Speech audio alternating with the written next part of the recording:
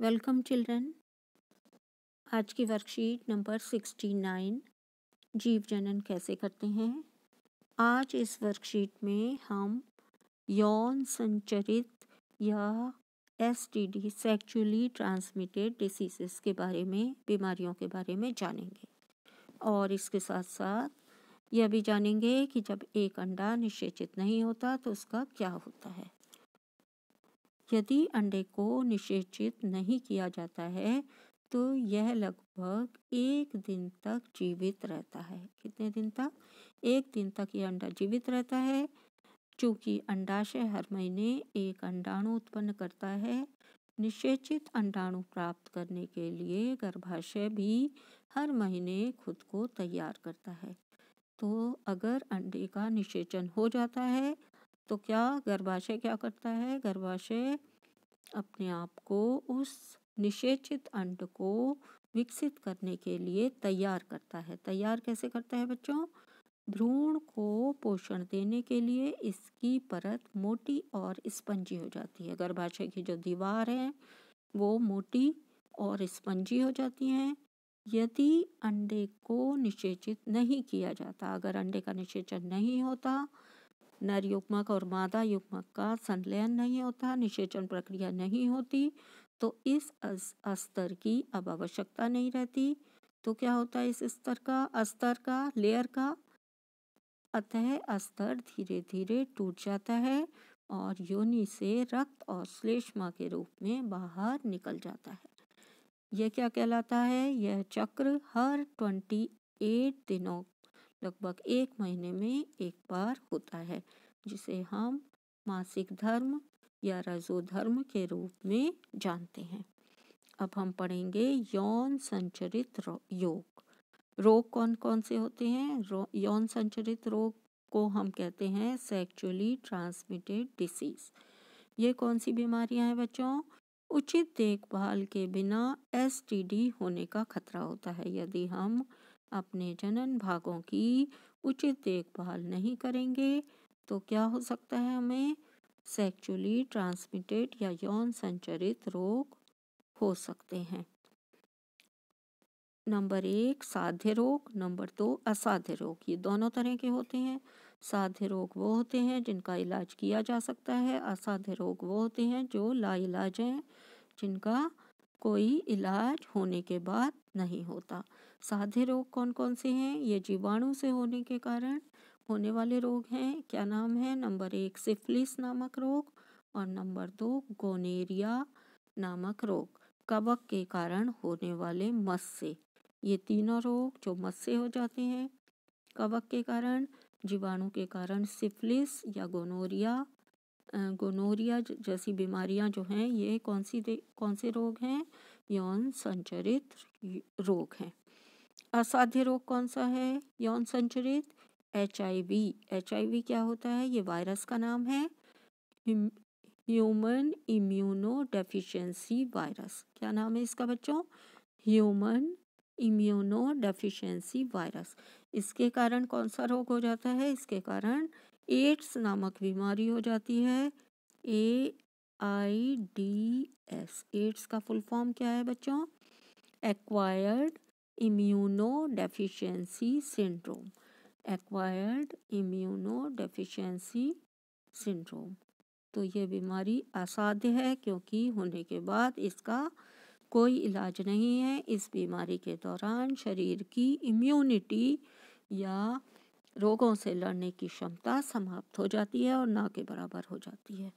तो हमारा शरीर अनेक रोगों से पीड़ित होता है और इसमें व्यक्ति की मृत्यु भी हो सकती है। अब हम परिवार नियोजन और गर्भ निरोधन के तरीके जानेंगे। गर्भ निरोधन क्यों जरूरी है?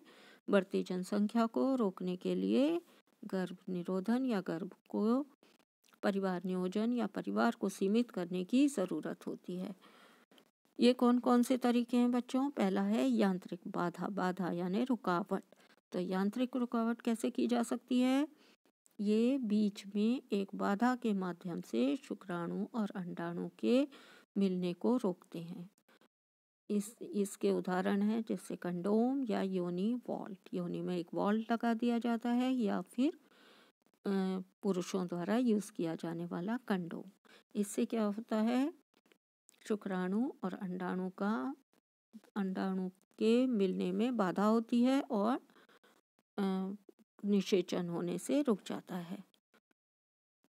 दूसरा है रासायनिक विधियाँ। ये कौन सी विधियाँ हैं? ये विधियाँ शरीर में हार्मोनल संतुलन को बदलकर कार्य करती हैं। ये कैसे कार्य करती हैं ये विधियाँ? हार्मोनल संतुलन को, जो हमारे शरीर में नर और मादा हार्मोन निकलते हैं, जो हमारे विभिन्न चेंजेस और जनन क्रियाओं के लिए जिम्मेदार हैं, उन हार्मोनल के संतुलन को बदलकर रासायनिक विधियाँ अपनाई जाती हैं। अंडाणु अंडाशय से निर्मुक्त नहीं होता है और इसलिए निषेचन नहीं होता है।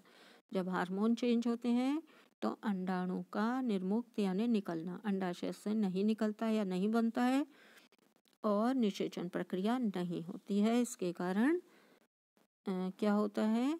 इसके कारण निषेचन प्रक्रिया नहीं हो पाती और शिशु का निर्माण या भ्रूण का निर्माण नहीं होता।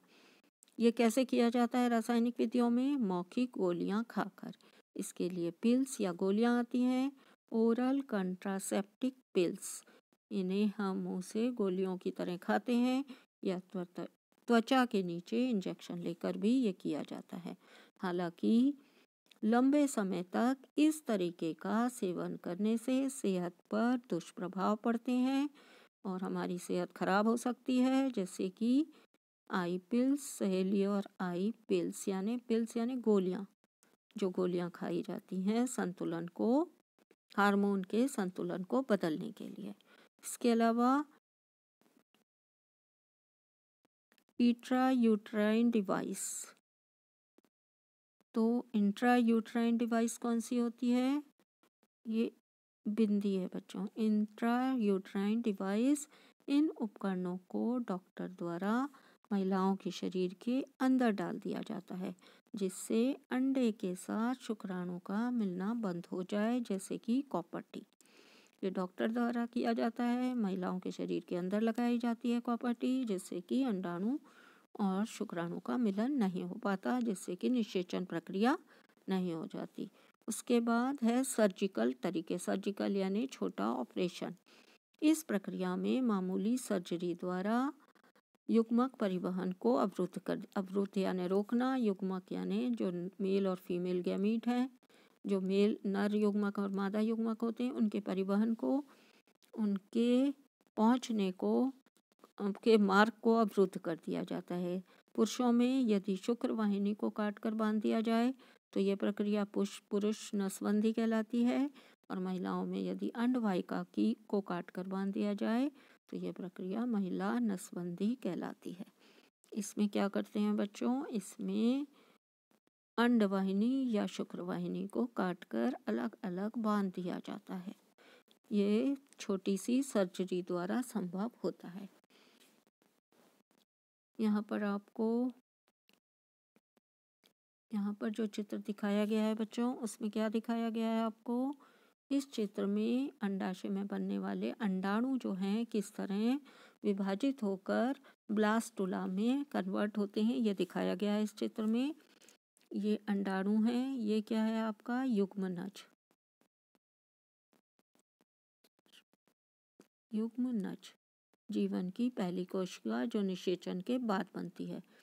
ये एकल कोशिका है, ये एक कोशिका होती है। एक कोशिका से यहाँ 2 कोशिकाएं बनी हैं, फिर 4 कोशिकाएं, फिर 8 कोशिकाएं, फिर और बहुत सारी कोशिकाओं का एक गोला बन गया। इस बहुत सारी कोशिकाओं के गोले को हम क्या कहते हैं? ब्लास्टुला।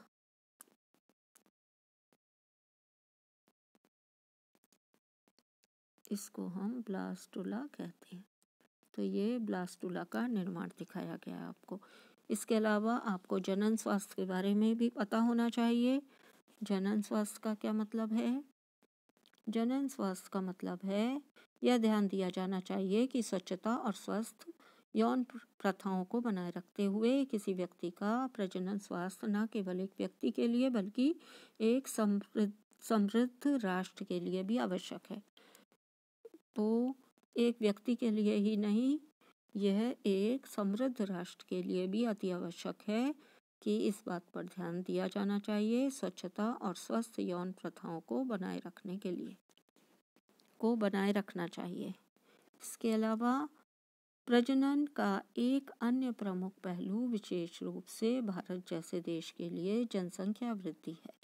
अगर हमने गर्भ निरोधन के तरीके नहीं अपनाए या लोगों ने, तो क्या होगा कि एक टाइम बाद हमारे देश की जनसंख्या में जनसंख्या विस्फोट हो जाएगा, क्योंकि यहाँ या किसी भी जगह संसाधनों की जो संसाधन हैं वो एक सीमित मात्रा में होते हैं। संसाधनों की उपलब्धता के लिए एक गंभीर खतरा बन जाएगी अगर जनसंख्या बढ़ती चली गई तो, जिससे जीवन का स्तर जो है खराब होता जाएगा। अब हम प्रश्नोत्तर करेंगे। क्वेश्चन नंबर 1 में आपसे पूछा गया है, सर्जिकल विधियों को आमतौर पर गर्भ निरोधक के लिए स्थायी तरीकों के रूप में माना जाता है। क्योंकि इस प्रक्रिया में, ये आपका आंसर लिखा हुआ है, इस प्रक्रिया में सर्जरी द्वारा युग्मक परिवहन को अवरुद्ध कर दिया जाता है।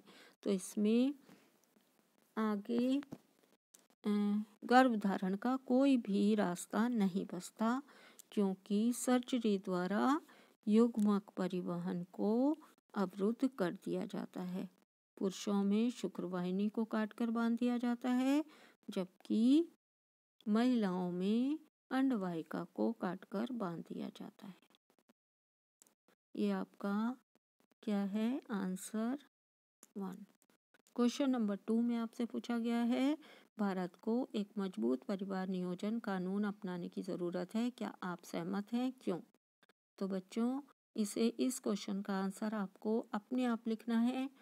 आंसर मैं आपको समझा दे रही हूँ। भारत को एक मजबूत परिवार नियोजन कानून अपनाने की आवश्यकता है। क्यों है? क्योंकि अगर आज हम परिवार नियोजन कानून नहीं अपनाएंगे तो हमारी जनसंख्या बढ़ती चली जाएगी, और उससे क्या होगा, जनसंख्या वृद्धि से भारत जैसे देश के लिए जनसंख्या वृद्धि एक खतरा है, क्योंकि संसाधनों की उपलब्धता के लिए एक गंभीर खतरा है, जिससे जीवन का स्तर खराब होता जाता है। तो जीवन के स्तर को बनाए रखने के लिए और संसाधनों को की उपलब्धता के अच्छे उपयोग के लिए हमें क्या ज़रूरत है, परिवार नियोजन को अपनाने की ज़रूरत है। तो यहाँ पर आप अपनी तरफ से भी इस क्वेश्चन का आंसर बच्चों लिख सकते हैं कि परिवार नियोजन को अपनाया जाना क्यों जरूरी है, जनसंख्या की वृद्धि को कंट्रोल करने के लिए या रोकने के लिए। और अगर हम नहीं रोकेंगे तो क्या हो जाएगा, संसाधनों की कमी हो जाएगी और हमारा जीवन स्तर गिरता जाएगा। Question number 4, question number 3, oral contraceptive गर्भावस्था को कैसे रोकते हैं? ओरल कंट्रासेप्टिव, तो ओरल कंट्रासेप्टिव पिल्स होती हैं बच्चों, ये कैसे रोकती हैं हमारे, ये आपका क्वेश्चन नंबर 3 का आंसर है। ये रासायनिक विधियां हैं। ये आंसर 3 में आपको बताना है कि ये विधियां शरीर के हार्मोनल संतुलन को बदलकर कार्य करती हैं। अंडाणु अंडाशय से निर्मुक्त नहीं होता और इसलिए निषेचन नहीं होता। तो ये कैसे कार्य करती हैं? ये हार्मोनल संतुलन को बदलकर कार्य करती हैं। ओरल कंट्रासेप्टिव, ओरल कंट्रासेप्टिव क्यों कहते हैं? ये गोलियां मौखिक या मुंह से खाई जाती हैं या त्वचा के नीचे इंजेक्शन लेकर ये काम किया जाता है, तो इसको हम ओरल कंट्रासेप्टिव कहते हैं। नेक्स्ट क्वेश्चन है आपका, और क्वेश्चन नंबर 4, पता करें कि एड्स कैसे फैलता है। बच्चों, एड्स एक सेक्सुअली ट्रांसमिटेड डिसीज़ है कैसे फैलता है? ये कई तरीकों से फैल सकता है। नंबर 1, जो AIDS है, ये एड्स का शॉर्ट फॉर्म है, एक्वायर्ड इम्यूनो डेफिशिएंसी सिंड्रोम। ये एक रोग का नाम है जो एक वायरस के द्वारा होता है। फैलने के कैसे क्या क्या कारण है इसके, कैसे ये फैल सकता है? असुरक्षित यौन संबंधों के कारण फैलता है। नंबर 2, संक्रमित व्यक्ति व स्वस्थ व्यक्ति द्वारा एक ही सिरिंज का उपयोग। यदि संक्रमित व्यक्ति द्वारा के लिए की गई सिरिंज का उपयोग स्वस्थ व्यक्ति के लिए भी की जाए तो ये एक ही सिरिंज का उपयोग करने से संक्रमण फैल जाता है। तीसरा है संक्रमित माँ से शिशु में। प्लेसेंटा के द्वारा संक्रमित, अगर माँ एड्स से संक्रमित है तो उसके शिशु में ये संक्रमण आ सकता है। तो संक्रमित माँ से शिशु में आ जा सकता है। और चौथा है इसका, एड्स संक्रमित व्यक्ति का रक्त किसी स्वस्थ व्यक्ति को देने पर। तो अगर एड्स से संक्रमित व्यक्ति का रक्त ट्रांसफ्यूज़न जो किया जाता है, वो रक्तदान या रक्त को संक्रमित व्यक्ति के रक्त को स्वस्थ व्यक्ति के शरीर में चढ़ाने पर एड्स जो है वो स्वस्थ व्यक्ति को भी एड्स हो सकता है। इस तरह इन 4 कारणों से क्या हो जाता है? एड्स नामक बीमारी फैलती है। Question number 5। क्वेश्चन नंबर 5 में आपसे पूछा गया है बच्चों, यदि कोई महिला कॉपर टी का उपयोग कर रही है तो क्या यह उसे यौन संचरित रोगों से बचाने में मदद करेगा? नहीं। इसका आंसर क्या आएगा बच्चों? नहीं। अगर कोई महिला कॉपर टी यूज़ कर रही है तो यौन संचरित यानी सेक्सुअली ट्रांसमिटेड डिसीजेस या यौन संचरित रोगों से बचाने में उसकी मदद नहीं कर सकता। ये सिर्फ उसको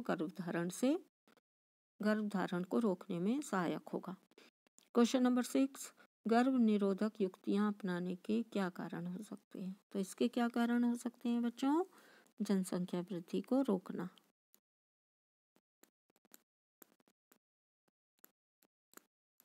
जनसंख्या वृद्धि को रोकने के लिए